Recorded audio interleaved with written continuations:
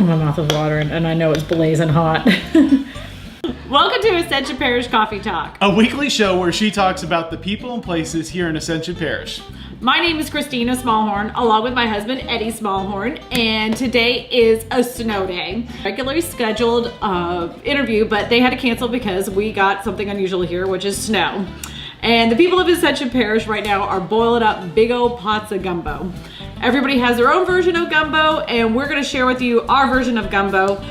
Many people have shown us how to make it, so I'm gonna show you how to make it from scratch with the help of Eddie. So, Yay! Yay!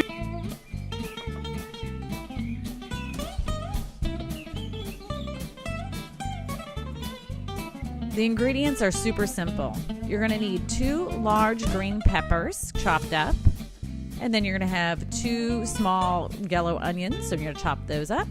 You're gonna about 5 stalks of celery chopped up in bits, and about 5 large cloves of garlic.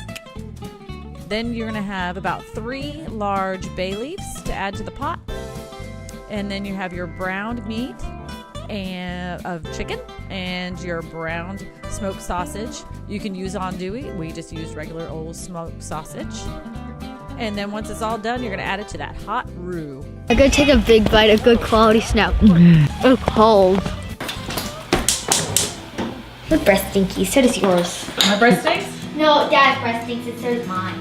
All right, the big thing about a good gumbo is a good roux. And that's one of those things that I learned how to make over time. You can buy a roux in a can, and it does work, and it is good, but I don't know, I can tell it's in a jar. You can tell it's in a jar.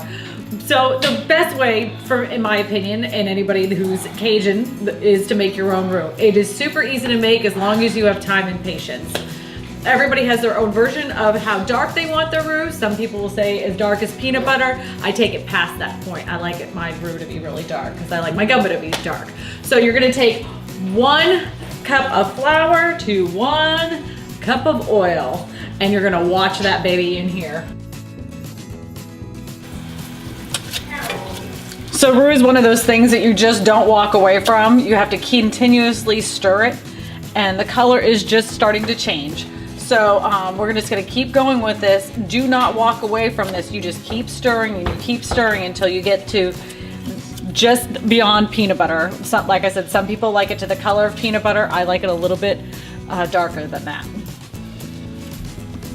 All right, so we're gonna put in our celery, our onions, and our green peppers. They're going right in here. And then I'm gonna crush in the 5 cloves of garlic. So they're gonna go ahead and take a nice hot oil and flour bath, a roux bath, right now.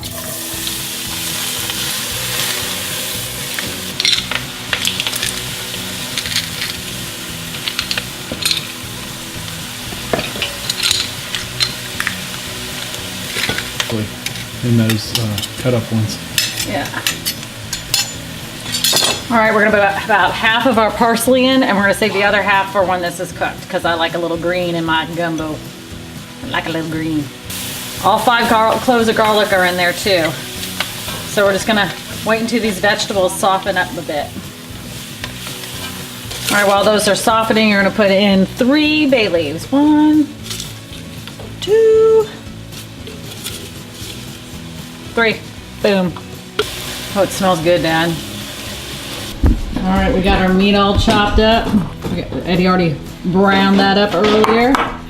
And then we got our andouille. We're gonna go ahead and dump it in right here. Yay! This is the trick. You do half the sausage now, and then you put the other half later. Right, because when you're cooking it, it boils all the flavor out of the sausage. So you want to reserve about half of that sausage for when it's at the end, so that way you have nice flavorful sausage too. You're doing great. You're a good assistant. Thanks. You just keep stirring all of the ingredients in there. And then we're gonna go ahead and get chicken broth. We have 3 big boxes of chicken broth right here. So we're gonna start dumping that in here because like I said, the meat's already browned in there, and the vegetables are already cooked. So now this is kind of one of those things you just let it simmer on the stove and make the house smell good.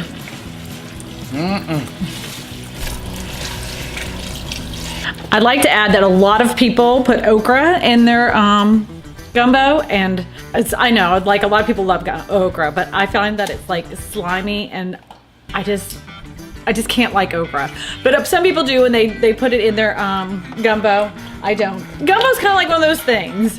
Everybody has their own version of it. It's like spaghetti sauce or chicken noodle soup. Everybody does it their way, a little bit different. I can't do okra. Blech. One of the things you'll find in Louisiana is that people from New Orleans have a different gumbo than people from Baton Rouge and people from Lafayette.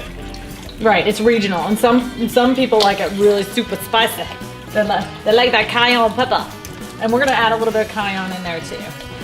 All right, I'm really scientific about how much cayenne pepper I put in here. Look, I just I put that much in there. So I guess that's like a good teaspoon. That's what I would think is a teaspoon. Woo. I'm equally as scientific. There's something that Zatarain's makes. It's called gumbo filet. Or I don't know how they say it. Filet? I don't know. I'm not Cajun. So again, probably like a heaping teaspoon. And that's it. And now we hurry up and wait. So now the gumbo's been boiling for a couple hours. We're gonna add the rest of the sausage and the parsley. It smells good. Then we're gonna stir it in and get ready to eat. Make some rice and We're gonna boil up some rice right now. But I wanted to mention there's a company here local in Louisiana, right here in Santa Monica. I'm sure everybody's heard of creativecajunCooking.com, but if you haven't and you want to try some awesome real Cajun food, it's right here out of Santa Monica, Louisiana. You can make fried green tomatoes, and they have this gator wing batter, but you check them out. It's like I said, it's Creative Cajun Cooking, and you can check out their website, creativecajunCooking.com. Nice plug, huh? They didn't even sponsor me. Good luck, Snow. What do you have? Good luck, Snow. Cajun Snow, don't you? Yep. All right, it's time to scoop it up. Look at that. Chicken and sausage. Yum! I'd like to say a very special thank you to my husband, Eddie Smallhorn, for helping me make gumbo today. I know many homes here in the Ascension Parish area smell just like this because we had a very special snow day, which we never get. If you'd like to know more about buying homes here in the Ascension Parish area, you're more than welcome to visit my website at yourrealestatewhisperer.com. I'll leave a link in the description. If you'd like to know more about buying homes here in the Ascension Parish area, I have a free ebook that you can download as well, and I will put that link in the description. My name is Kristina Smallhorn, your real estate whisperer for Ascension Parish, and I tell you all this because you matter. These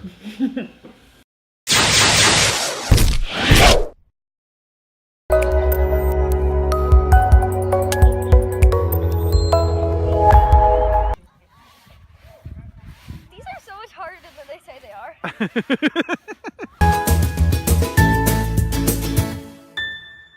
Then EXP. oh, goes the XP first and then outtake. Nope. Oops.